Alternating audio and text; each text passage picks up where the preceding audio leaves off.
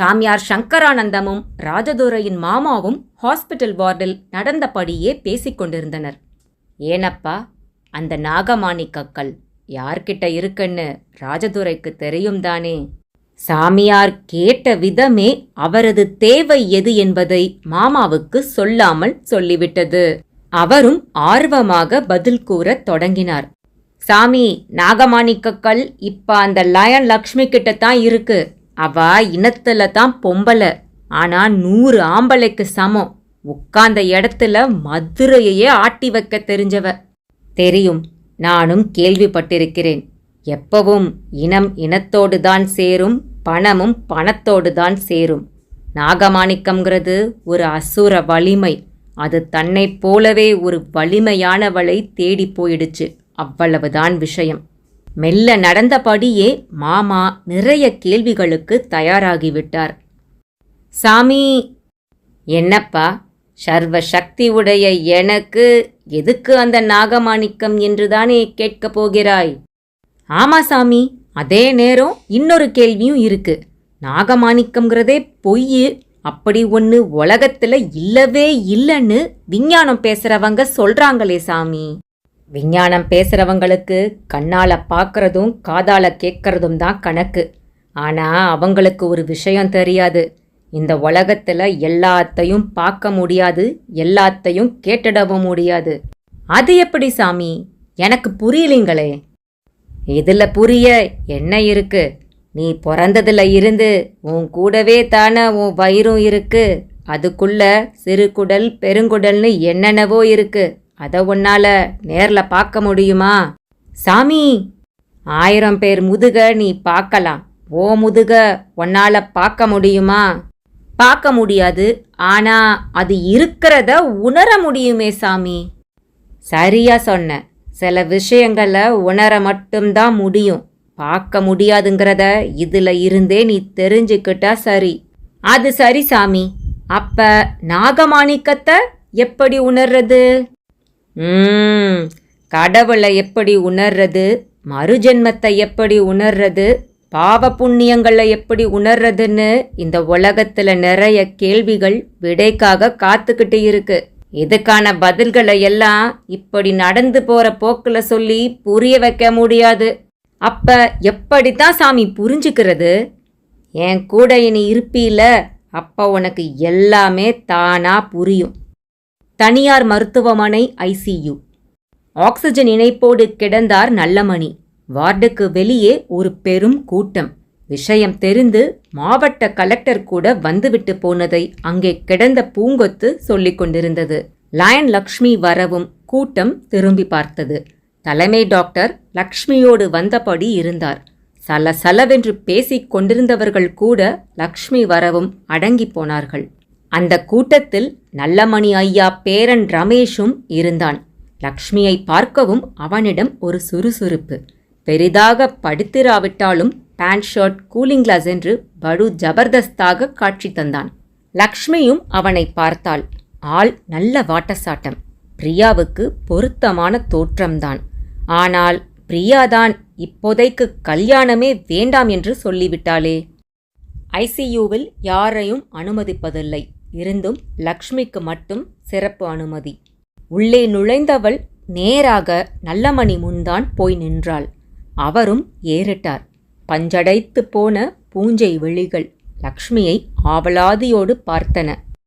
ஐயா, வந்துட்டியா லக்ஷ்மி? என்னங்க ஐயா இது?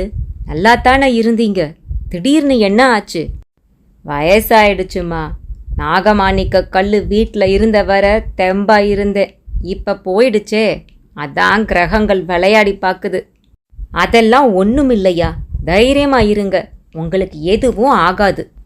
பைத்தியக்காரி, எனக்கு தெரியாதா என் உடம்ப பற்றி? அதை விடு. இப்போ உன் மகளுக்கும் என் பேரனுக்கும் கல்யாணம் நடந்தாகணும். அதை நானும் பார்த்தாகணும் சீக்கிரம். ஐயா! லக்ஷ்மி அதிர்ச்சியானாள். இதை கவனித்து கொண்டே இருந்த டாக்டர் படு வேகமாக, சரின்னு சொல்லுங்கம்மா, ஒரு நெகட்டிவான விஷயம் கூட இப்ப இவர்கிட்ட பேசக்கூடாது என்றார். லக்ஷ்மிக்கு தர்ம சங்கடமாகிவிட்டது. சரிங்கய்யா, நான் வேகமா ஏற்பாடு பண்றேன். ஆனா ஊரை குட்டி பந்தல் போட்டெல்லாம் பண்ண கால நேரம் இல்ல, பதிவு திருமணம்தான், பரவாயில்லையா? லக்ஷ்மியும் ஒரு முடிவுக்கு வந்து தெளிவோடு தான் பேசினாள். என் பேர உன் மாப்பிள்ளையானா போதும், நான் முன்ன சொன்னதுதான். அந்த நாகமாணிக்கம் பத்தரும். நல்லமணி எச்சரித்துவிட்டு கண்களை மூடிக்கொண்டார். டாக்டர் அதன் பின் லக்ஷ்மியை பேச அனுமதிக்கவில்லை.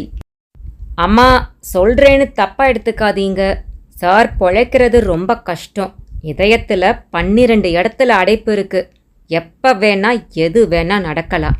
நீங்க வேகமா செயல்படுறதுல தான் எல்லாமே இருக்கு என்றார் டாக்டர். லக்ஷ்மியின் முகத்தில் ஈ ஆடவில்லை. காலம் அவளை சவாலுக்கு அழைப்பது போலத்தான் உணர்ந்தாள். டாக்டர் சொன்னதை மௌனமாக கேட்டபடியே வெளியே வந்தாள்.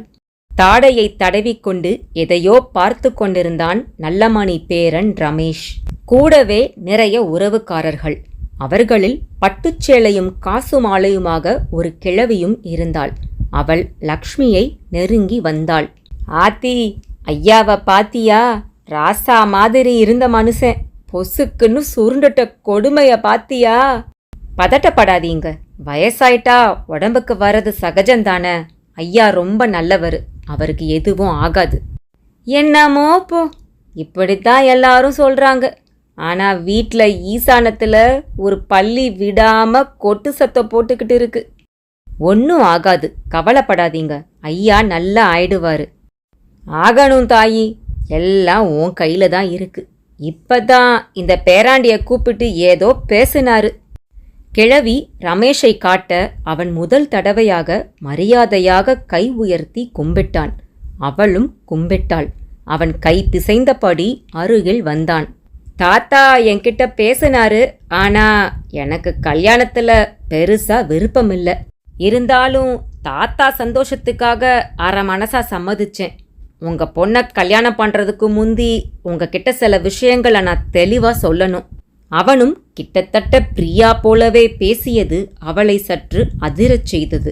தம்பி, எதுவா இருந்தாலும் வீட்டில் வச்சு பேசலாம், இங்க வேண்டாமே என்றாள். அப்ப சரி, எங்க வீட்டுக்கு வாங்க, பேசலாம். அவனது அடுத்த பதில் அவளை ஓர் இடி இடித்தது. தம்பி, இப்ப இருக்கிற நெருக்கடியில உங்க வீட்டுக்கு நான் வந்து திரும்ப நேரமாகும். நீங்க என் வீட்டுக்கு வரலாமே.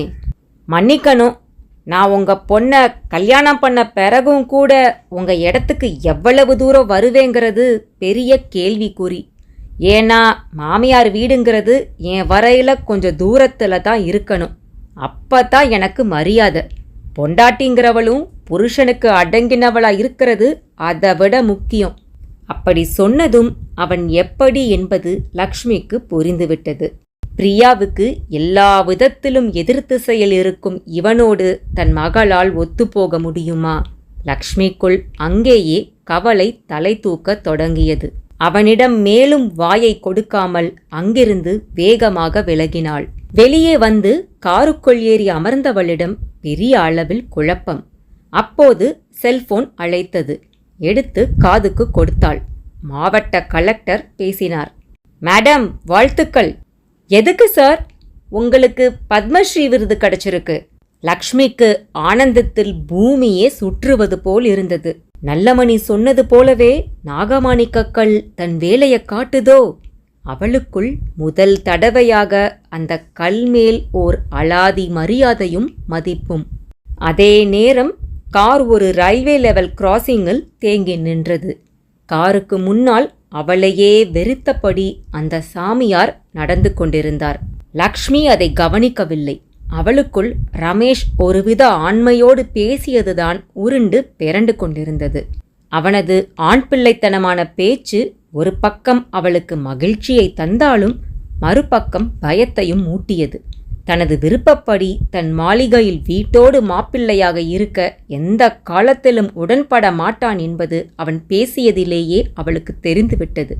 இந்த நிலையில் இப்படி ஒருவனை பிரியாவும் பிடிக்கவில்லை என்றுதான் கூறுவாள்.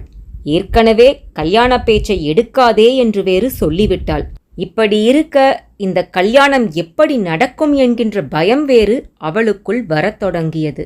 அவள் மன இரைச்சலுக்கு இசைவான சப்தத்தோடு ரயில்வே தண்டவாளத்தில் நெல்லை எக்ஸ்பிரஸ் சீறியபடி சென்று கொண்டிருந்தது. ரயில் சென்று முடியவும் கேட் திறக்கப்பட்டது. டிரைவர் காரை கிளப்பினான். தன் முன் உள்ள கண்ணாடி வழியாக தீவிரமான சிந்தனையோடு அமர்ந்திருந்த லக்ஷ்மியையும் பார்த்தான். அம்மா, ஏதாச்சும் சிக்கலுங்களா? பலமான யோசனையில இருக்கீங்க என்று லயமாக பேச்சை ஆரம்பித்தான். ஞானமணி அவளோடு 30 ஆண்டாக இருப்பதால் டிரைவராக மட்டும் பார்க்காமல் அவனிடம் ஒரு சகோதர வாஞ்சையும் அவள் கொண்டிருந்தாள். அவனும் அபூர்வமாகத்தான் குடும்ப விஷயத்தில் மூக்கை நுழைப்பான். அன்றும் அவன் கேட்கவும் அவளுக்குள்ளும் மனதிலிருப்பதை கொட்டிடும் ஒரு அவா. ஆமா ஞானம், எனக்கு இப்ப சோதனையான காலம் போல என்று உதட்டை பிதுக்கினாள் லக்ஷ்மி. என்னம்மா சொல்றீங்க? சோதனைக்கே சோதனைய கொடுக்கிற தைரியசாலியாச்சேம்மா நீங்க. இந்த தைரியம் வீரமெல்லாம் ஒரு எல்லை வரதா ஞானம். காலம் ஆட்டி வைக்க நினைச்சா நாம ஆடித்தான் தீரணும். இப்ப அப்படி ஆடி போற அளவுக்கு என்னம்மா சிக்கலு? என்னன்னு சொல்வேன் ஞானமணி. நல்லமணி ஐயா நம்ம பிரியாவுக்கும் அவர் பேரனுக்கும் கல்யாணத்தை முடிக்க சொல்றாரு. மாரடைப்பு வந்து படுத்திருக்காரு. உயிர் எப்ப வேணா போயிடலாம்ங்கிற பயம். பேரனுக்கும் விருப்பம்தான், ஆனா ரொம்ப காட்டியமா பேசுறான். கல்யாணம் பத்தி பேச நரிக்குடியில உள்ள அவங்க வீட்டுக்கு நான் போகணுமா. இங்க பிரியாவோ கல்யாண பேச்ச எடுக்காதன்னு சொல்றா. ஓ, மாப்பிள்ள ஜமீன் வம்சம் மட்டும் இல்ல, ஜமீன் சிங்கம்னு நீங்க சொல்றதுல இருந்து தெரியுது. உங்க கைக்கு அடங்காம போயிட்டா என்ன பண்றதுன்னு தானே பயப்படுறீங்கம்மா. ஞானமணி அவளை துல்லியமாக புரிந்து வைத்திருப்பவன் என்பது அவன் கேட்டதிலேயே தெரிந்துவிட்டது. அவன் நேர்த்தியாக கேட்டதற்கு அவளாலும் ஒரு பதிலை பளிச்சென்று சொல்ல முடியவில்லை. விடுங்கம்மா, அதான் பிரியா பாப்பாவே கல்யாணம் வேண்டாம்னு சொல்லிடுச்சுல என்று அவனே ட்ராக் மாறவும் செய்தான். நானும் அப்படித்தான் நினைச்சேன் ஞானமணி. ஆனா நல்லமணி ஐயாவுக்காவது நான் இப்ப பிரியா கிட்ட சம்மதம் வாங்கியே தான் ஆகணும். அம்மா, பிரியா கண்ணு விருப்பத்தை பாருங்க, நல்லமணி ஐயா விருப்பத்தை பத்தி நமக்கெதுக்குமா கவலை? ஞானமணி சரியாகத்தான் கேட்டான். ஆனால் அவர்கள் இருவருக்கும் இடையில் நாகமாணிக்கம் என்கிற ஒரு அபூர்வமான விஷயம் இருப்பது அவனுக்கு தெரியாதே. அதனால் லக்ஷ்மி அதுக்கு பதில் கூறாமல் மௌனமாகவே வந்தாள். பொதுவில் இப்படி குழப்பமாக இருக்கும் தருணங்களில் அவள் யோகா மாஸ்டர் ராமலிங்கம் என்பவரிடம்தான் ஆலோசனைகள் கேட்பாள். ராமலிங்கம் ஒரு ஆத்ம ஞானி. லக்ஷ்மிக்கு வீட்டுக்கே வந்து எல்லா யோகாசனங்களையும் கற்றுத்தந்தவர். இப்போதும் அவ்வப்போது வந்து போவார். செல்போனை எடுத்து அவரது எண்களை தட்டினாள். ஐயா, நான் லக்ஷ்மி பேசுறேன். சொல்லுமா. ஐயா, சில விஷயங்கள்ல திடீர் குழப்பம். நீங்க கொஞ்சம் பங்களாவுக்கு வந்தா நல்லா இருக்கும். சரிம்மா, வண்டியை அனுப்பி வை, நான் வந்துடுறேன். அவர் பதிலை தொடர்ந்து செல்போனை அணைத்தவள் ஞானமணியை பார்த்து, ஞானோ, என்னை இறக்கி விட்டுட்டு அப்படியே ராமலிங்க ஐயாவை போய் கூட்டிட்டு வந்துடு என்றாள். ஞானமணி அப்போதே முடிவு செய்து விட்டான். நிச்சயம் ஏதோ விவகாரம்தான் என்று. தனியார் மருத்துவமனை. நல்லமணியை பார்க்க உறவுக்காரர் ஒருவர் வந்திருந்தார். இவர் நரிக்குடி பக்கத்து ஊரான கம்பிக்குடி ஜமீனை சேர்ந்த கைலாசநாதன். படுக்கையில் அரை மயக்கத்தில் இருப்பவரை பார்த்துவிட்டு வெளியே வந்தவர் பேரன் ரமேஷைத்தான் கூப்பிட்டு காதை கடிக்க ஆரம்பித்தார். ரமேஷ், என்னப்பா ஆச்சு? நேத்து சாயங்காலம் கூட ஐயா என்கிட்ட நல்ல விதமாத்தானே பேசிக்கிட்டு இருந்தாரு. மாரடைப்புங்க, அது திடீர்னு வர்றதுதானுங்களே. சரி, டாக்டருங்க என்ன சொல்றாங்க? என்ன சொல்றாங்க? கூடி கூடி பேசிக்கிறாங்க. பைபாஸ் பண்ண போறீங்களான்னு கேட்டா 2 நாள் கழிச்சு பார்த்துக்கலாம்னு சொல்றாங்க. புரியுது, அவங்க ஒரு முடிவு பண்ணிட்டாங்க. நீ வேணா பாரு, இன்னைக்கே ஐயாவை வீட்டுக்கு கூட்டிட்டு போங்கன்னு சொல்லிடுவாங்க. என்ன சொல்றீங்க? ஆமா, இங்க இவர் உயிருக்கு ஏதாவது ஆச்சுன்னா ஜமீன் ஆளுங்க ஆஸ்பத்திரியத்தான துவம்சம் பண்ணுவாங்க. என்னங்க பயமுறுத்துறீங்க? பயமுறுத்தல, நானும் எங்க அப்பாவை ஆஸ்பத்திரியில அட்மிட் பண்ணி நல்லது கெட்டது எல்லாம் பார்த்த அனுபவத்துல தான் சொல்றேன். அதே நேரம் எனக்கு ஒரு சந்தேகம். என்னங்க? ஐயா இப்படி ஆஸ்பத்திரியில கிழிஞ்ச பாய் மாதிரி கிடக்க வேண்டிய அவசியமே இல்லையே. எப்படி இவ்வளவு தூரம் ஆச்சு? நீங்க பேசுறது புரியலீங்களே. என்ன ரமேஷ், உனக்கு உடைச்சு சொன்னாதான் தெரியுமா? உங்க மாளிகையில தான் யாருக்கிட்டையும் இல்லாத ஒரு காவல் சக்தி இருக்குதேப்பா. அது இருக்கிற இடத்துல இப்படியெல்லாம் நடக்கக்கூடாதேப்பா. ஓ, நீங்க அந்த நாகமாணிக்க கல்லை பத்தி சொல்றீங்களா? மெல்ல பேசு தம்பி, யாரு காதலையாவது விழப்போகுது. என்னங்க நீங்க? எனக்கு அதுல எல்லாம் சுத்தமா நம்பிக்கை கிடையாது. நாகமாணிக்கம் இருந்தா மாரடைப்பு வராதுங்கிறதெல்லாம் பயங்கர முட்டாள்தனமான பேச்சு. முதல்ல அது நாகமாணிக்கம் தானானே எனக்கு சந்தேகம். ஐயாவோட பேரனா இப்படி பேசுற?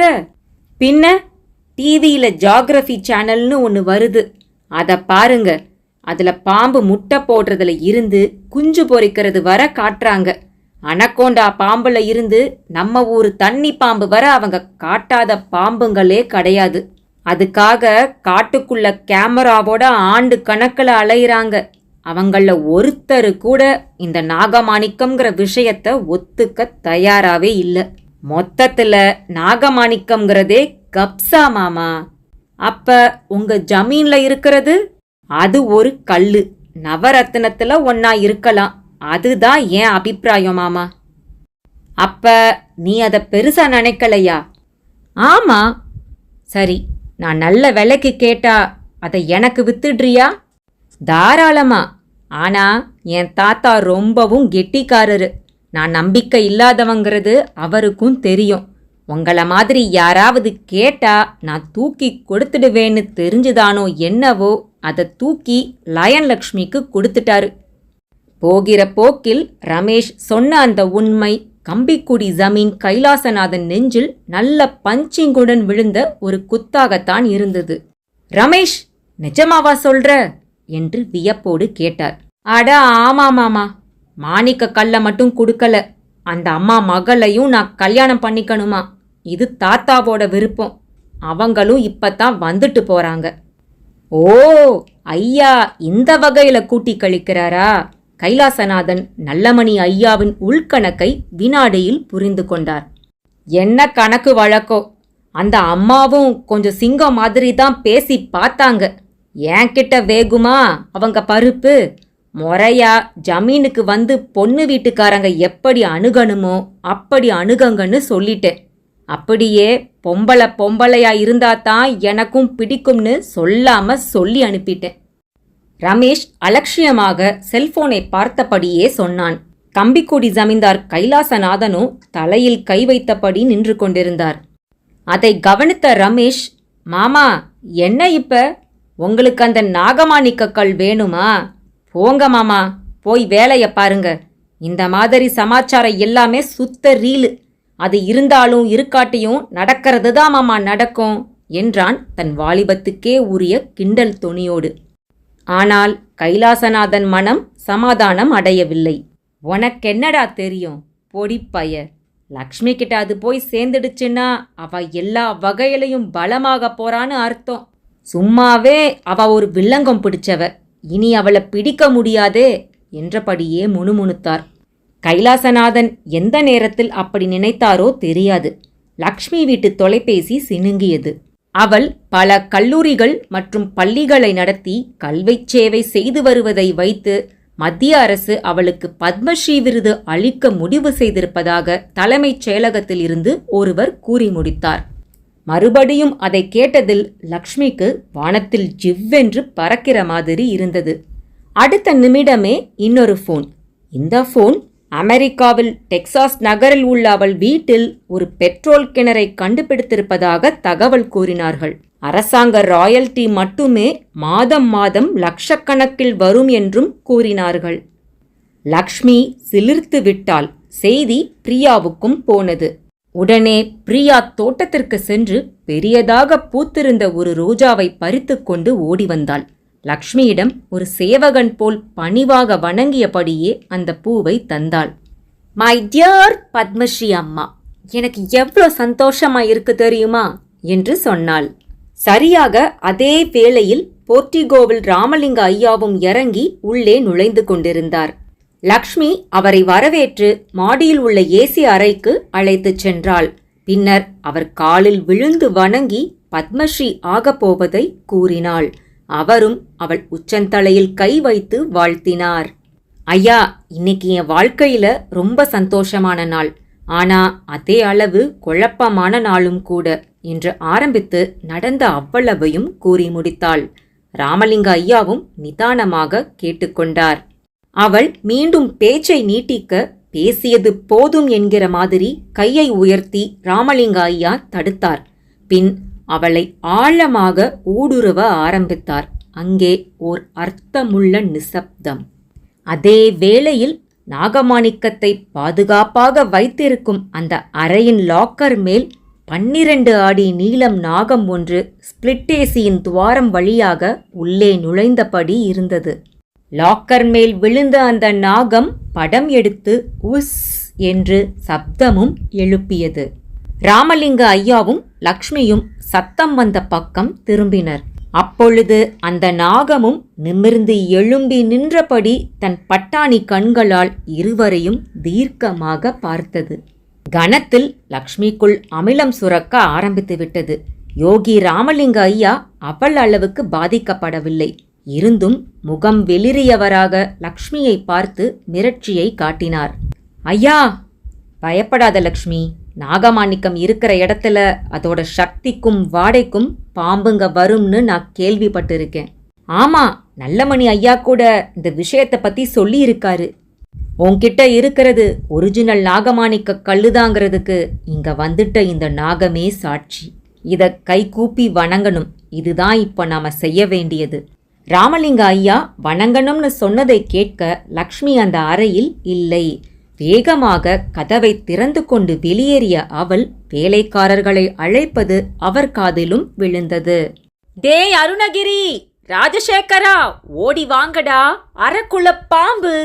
அவள் அப்படி அழைத்தது ராமலிங்க ஐயாவை பெருமூச்சு விட வைத்தது. வேலைக்காரர்களும் திபு திபுவென்று ஓடி வந்தனர். பின்னாலேயே வந்த லக்ஷ்மிக்கு அடுத்த கட்ட அதிர்ச்சி காத்திருந்தது. அந்த நாகம் இப்பொழுது லாக்கர் மேல் இல்லை. ராமலிங்க ஐயாவும் பதறிப்போய் பேச்செடுத்தார். லக்ஷ்மி, எதுக்கு வேலைக்காரங்களை கூப்பிட்ட? நாகத்தை அடிக்கக்கூடாது. அதுவும் நல்ல விதமா வாழுற ஒரு வீட்டுக்குள்ள அந்த தப்பு நடக்கவே கூடாது. அவர் பேசுவதை காதில் வாங்காதபடி வேலைக்காரர்கள் அந்த பாம்பை அரை முழுக்க தேடத் தொடங்கினர். அதை அடிப்பதற்காக கையில் கிடைத்ததை எல்லாம் தூக்கத் தொடங்கினர். ஆனால் அந்த பாம்பு எப்படியோ வந்த சுவடு தெரியாதபடி மறைந்து போனதுதான் ஆச்சரியம். அம்பாரி மாளிகையே அரண்டு போனது. யாரிடம் பார்த்தாலும் பீதி, எவரிடம் பார்த்தாலும் அச்சம். ராமலிங்க ஐயா மட்டும் உறுதியாகச் சொன்னார். லக்ஷ்மி, நீ அந்த நாகமாணிக்கத்தை பூஜை அறையில கொண்டு போய் வச்சு பூஜை பண்ணு. இந்த வீட்டுக்குள்ள எந்த ரசவாசமும் நடந்துடக்கூடாதுன்னு வேண்டிக்க. நிச்சயமா எந்த தப்பும் நடக்காது. அநேகமா அது காவல் நாகமாத்தான் இருக்கணும். காவல் நாகம் எப்பவும் எஜமானருக்கு தப்பு பண்ணாது. லக்ஷ்மியும் அவர் சொன்னபடியே செய்ய ஆயத்தமானாள். ராமலிங்க ஐயாவும் பிறகு பார்ப்பதாக கூறிவிட்டு விடை பெற்று கொண்டார். பிரியாவின் தனி அறை. ஏசியின் இதமான குளிருக்கு நடுவில் வெளியில் நிலவும் பதற்றம் பற்றி எதுவும் தெரியாமல் அஜயுடன் போனில் பேசிக்கொண்டிருந்தாள் பிரியா. அஜய், அடுத்து நீ என்னடா பண்ண போற? முதல்ல ஓம் பிளான் என்னன்னு சொல்லு பிரியா. நான் எம்எஸ் பண்ணலாம்னு இருக்கேன் அஜய். அமெரிக்கா போறதுன்னு ஒரு பிளான் இருக்கு. ஆனா என் அம்மாவை நினைச்சாதான் கஷ்டமா இருக்கு. உன் அம்மா நோய் உன்னை விட்டு எப்பதான் போகுமோ? போடா, உனக்கெல்லாம் சொன்னா புரியாது. பாவம் தெரியுமா என் அம்மா. அப்புறம் எதுக்கு அமெரிக்கா பெரிய படிப்பு? பேசாம உன் அம்மா கூடவே இருந்துடு. அதான் 7 தலைமுறைக்கு சொத்து இருக்கே. அம்மாவும் கிட்டத்தட்ட அப்படித்தாண்டா திட்டம் போட்டு இருக்காங்க. உனக்கு ஒரு விஷயம் தெரியுமா? என்னன்னு சொன்னாதானே தெரியும். சரி, நானே சொல்றேன். என் அம்மா எனக்கு கல்யாண ஏற்பாடு பண்ணிக்கிட்டு இருக்காங்க அஜய். மாப்பிள்ளையும் எங்க அந்தஸ்துக்கு ஏத்த மாதிரி பெரிய இடம். பிரியா தன் கல்யாண விஷயம் பற்றி பேசிக்கொண்டு இருக்கும் போதே அந்த பக்கம் அஜய் கதை கேட்க பிடிக்காதவன் போல செல்போனை கட் செய்தான். பிரியாவுக்கும் அவன் கட் செய்தது எதனால் என்பது புரிந்தது. கையில் உள்ள செல்போனையே அஜயாக நினைத்து கொண்டு, அஜய், உனக்கு என் மேல லவ் இருக்குன்னா ஐ லவ் யூன்னு தைரியமா சொல்லுடா. அதை விட்டுட்டு பேசிட்டு இருக்கும்போது கட் பண்றியே என்று செல்லமாக சினுங்கிக் கொண்டாள். அப்படியே எழுந்து கண்ணாடி முன்னால் போய் நின்று தன்னை தானே உற்று பார்த்து கொண்டாள். தான் ஒரு நல்ல அழகிதான் என்கிற கர்வம் அவளுக்குள் மெல்ல எட்டி பார்த்த தருணத்தில் அந்த அறைக்குள்ளும் உஸ் என்ற சத்தம். பிரியாவுக்கு நடுமுதுகில் ஒரு எறும்பு ஊறுகிற மாதிரி இருந்தது. சப்தம் நீளத் தொடங்கியது. பிரியாவும் தன் கண்களை சுழலவிட்டாள். அப்படியே தளர்வான தன் கூந்தலை லாவகமாக ஒதுக்கிவிட்டு கொண்டாள். சப்தத்துக்கு காரணமான அந்த நாகம் அவளது அறையில் லேப்டாப் கம்ப்யூட்டர் பக்கத்தில் சுருண்டு படுத்திருந்தது. பார்வையின் சுழற்சியில் பிரியாவும் பாம்பை பார்த்துவிட்டு முதலில் அதை ஒரு பொம்மையாகத்தான் உணர்ந்தாள். அதன் படம் விரித்த தலைப்பாகம் அசையவும் தான் அது உயிருள்ள நாகம் என்று உணர்ந்தாள். அடுத்த நொடி இதயத்தில் திக் திக் என்கிற சத்தம். அதே நேரம் கதவு திறக்கப்பட கதவின் அருகில் லயன் லக்ஷ்மி. தனக்கு நேர் எதிரில் ஒரு சிலை போல பிரியா நிற்பதை பார்த்த லக்ஷ்மி மகள் பார்ப்பதை வைத்து அவளும் அந்த பக்கம் பார்த்தாள். பாம்பை பார்த்துவிட அவளுக்குள்ளும் திக் திக். சில பல நொடிகள் ஸ்தம்பித்தாலும் அதிலிருந்து விடுபட்டு, "டேய் அருணகிரி, ராஜசேகர்" என்று ஓங்கலாய் குரல் எடுத்தாள். அவர்களும் ஓடி வந்தனர். ஆனால் அவர்கள் வருவதற்குள் அங்கிருந்தும் மாயமாகிவிட்டது அந்த நாகம். பிரியா ஓடி வந்து லக்ஷ்மியை கட்டிக்கொண்டாள். "டேய், அதை அடிக்காம உயிரோட பிடிச்சு வெளியே கொண்டு போய் விடுங்கடா." "அம்மா, பாம்ப பார்த்த இடத்துல அடிச்சுடணும், இல்லாட்டி நம்மள கடிச்சுடும்மா." "பதில் பேசாதீங்கடா, நான் சொன்னதை மட்டும் செய்யுங்க." அவள் கட்டளைப்படியே அந்த அறையை சல்லடை போட்டு சலித்து பார்த்து விட்டனர். அது அகப்படவே இல்லை. பிரியா தாய் லக்ஷ்மியை கட்டி கொண்ட பிடியை விடவே இல்லை. அப்படியே இருவரும் ஹாலுக்கு வந்தனர். ஹாலில் சோஃபாவில் அமர்ந்து கொண்டனர். பிரியா காலை தொங்க போட்டு கொள்ளக்கூட அஞ்சினாள். முத்து முத்தான வியர்வை அவள் முகத்தில். ஒரு வேலைக்காரன் லக்ஷ்மியிடம் வந்து பணிவாக கை கட்டி கொண்டு, "அம்மா, அந்த பாம்பை நாம பிடிக்கிறது சாத்தியம் இல்லம்மா. பாம்பாட்டிங்க வந்தாதான் முடியும். மகுடி வாசிச்சு அதை வெளியே இழுத்து ஒரே அமுக்கா அமுக்கி பிடிக்கணும்மா" என்றான். "சரி, வேலையா போய் பாம்பாட்டிய கூட்டிட்டு வா." "அவங்கள நான் எங்கம்மா போய் தேடுவேன்?" "அப்புறம் எதுக்குடா சொல்ற? இதோ பாரு, என்ன செய்வியோ ஏது செய்வியோ தெரியாது. இன்னும் 1 மணி நேரத்துல பாம்பாட்டி இந்த மாளிகைக்குள்ள வந்தாகணும். ஒருத்தருக்கு 10 பேர் தேடிட்டு போங்க, ஓடுங்கடா." பிரியா மழையில் நனைந்திருந்த புறா போல ஆகியிருந்தாள். அவளது மொத்த கலகலப்பும் பாம்பு பயத்தில் ஆவியாகி விட்டிருந்தது. "பிரியா கண்ணு, பயப்படாதம்மா. அந்த பாம்பு வந்ததும் ஒரு விதத்துல நல்லதுதான்" என்று பிரியாவின் தலையை கோதிவிட்டாள். "நல்லதா? என்னம்மா சொல்றீங்க?" "ஆமா பிரியா, உனக்கு தெரியாது. இப்ப உலகத்துல யார்கிட்டையும் இல்லாத ஒரு விஷயம் நம்ம பங்களாவில் இருக்கு." "உலகத்துல யார்கிட்டையும் இல்லாததுன்னா?" "ஆமாண்டா, நாகமாணிக்கக்கல். அது பத்தி நீ கேள்விப்பட்டிருக்கியா?" பிரியா மறுப்பாக உதட்டை பிதுக்கினாள். "அது ரொம்ப அபூர்வமானதுடா. அது இருக்கிற இடத்துல அதிர்ஷ்டம் கொழிக்கும்னு சொல்வாங்க. அது எவ்வளவு பெரிய உண்மைன்னு இப்ப உணர்ந்துட்டேன்." "அம்மா, என்னம்மா நீ சொல்ற?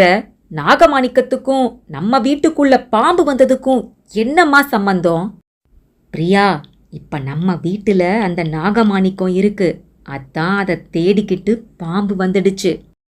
ரகசியமான குரலில் பிரியாவின் காதில் லக்ஷ்மி சொல்லி முடிக்க பிரியாவிடம் எந்த மாற்றமும் இல்லை. "என்னடா, உன்னால நம்ப முடியலையா?" "ஆமாமா, என்னம்மா இது புது கதை?" "கதையா? நான் சொன்னதெல்லாம் சத்தியம்டா." "சத்தியமா? நாகமாணிக்கம்ங்கிறது பித்தலாட்டோம்மா. உனக்கு இது கூடவா தெரியாது?" "இல்லடா, நானும் ஆரம்பத்துல சந்தேகப்பட்டேன். ஆனா இப்போ இல்ல. அது இருக்கிற இடத்துல பாம்புங்க தானா தேடி வரும்னு நல்லமணி ஐயா சொல்லியிருந்தாரு. இப்ப கூட அப்படித்தானே நடந்திருக்கு." "நல்லமணி ஐயான்னா?" "நரிக்குடி ஜமீன் குடும்பம்மா. அவர் பேரனுக்குத்தான் உன்னை கேட்டாரு. இது அவர் அதுக்காக கொடுத்த சீதனம் மாதிரின்னு வச்சுக்கோயேன்." "ஓஹோ, அதான் கல்யாண பேச்செடுத்தியா? கடவுளே, இப்ப நான் என்ன பண்ணுவேன்?" பிரியா கசந்து போய் கைகளை பிசைந்து கொள்ள தொடங்கினாள். "பிரியா, நீ அனாவசியமா டென்ஷன் ஆகாத. நமக்கு இனி நல்ல காலம்தான். அதை நான் நல்லா புரிஞ்சுக்கிட்டேன். இந்த பாம்பு வீட்டுக்குள்ள நுழைஞ்சதுல எனக்கு வருத்தமே இல்லை. ஏன்னா இது என் சந்தேகத்தை போக்குன பாம்பு. என்கிட்ட இப்ப இருக்கிறது யாருக்கிட்டையும் இல்லாத ஒரு விஷயம். அதை நான் எக்காரணம் கொண்டு இழக்க மாட்டேன். இனி இந்த அம்பாரி மாளிகை உலகத்தையே ஆட்டி வைக்க போறதையும் நீ கண்கூடா பார்க்கத்தான் போற. என்னம்மா ஒளறிக்கிட்டே போற? அப்ப நீ நல்லமணி ஐயா பேரனுக்கு என்ன கல்யாணம் பண்ணி கொடுக்க போறியா? ஆமா பிரியா, அதுதான் இப்ப எனக்கு இருக்கிற ஒரே வழி. ஒரு ஆச்சரியம், அந்த பையனும் நீ விரும்புற ரகம்தான். அதாவது ஒரு ஆம்பளைக்கு தேவையான அவ்வளவும் அவன்கிட்ட இருக்கு. அம்மா! பிரியா கண்ணு, அனாவசியமா மனசை போட்டு குழப்பிக்காத. இப்ப நம்ம வீட்டுக்குள்ள நுழைஞ்சிருக்கிற பாம்பை நிச்சயமா பாம்பாட்டியை விட்டு பிடிச்சிடுவேன். அப்புறமா பாம்பு வராம இருக்க சில மூலிகைகள் இருக்கு. சிரியானங்கை, நாகத்தாளின்னு அதை வாங்கி வந்து பங்களாவை சுத்தி வச்சிட்டா அதுக்கு பிறகு நாம பயப்படவே தேவையில்லை. ஆனா இனி இந்த சமுதாயமே நம்மளை பார்த்து பயப்படும், அது மட்டும் நிச்சயம். லக்ஷ்மியின் முகத்தில் இந்த நாட்டுக்கே அவள் ராணியாகி விட்டதைப் போல ஒரு செருக்கு. பிரியாவுக்கு அவளை பார்க்கவே என்னவோ போல் இருந்தது. அம்பாரி மாளிகையில் ஓர் அசாத்திய அமைதி. வேலைக்காரர்கள் அவ்வளவு பேரும் பாம்பை நினைத்து கண்களை சுழற்றியபடியே இருந்தனர். லக்ஷ்மி சொன்ன அந்த 1 மணி நேரமும் முடிந்துவிட்டது. பாம்பாட்டியை அழைத்து வருவதாக சென்றவர்களில் ஒருவன் மகுடியும் கையுமாக சாமியார் போன்ற ஒருவரோடு வந்து சேர்ந்தான். அம்பாரி மாளிகை வாசலில் நின்ற அந்த சாமியார் முகத்தில் ஒரு சன்னமான வெற்றி புன்னகை.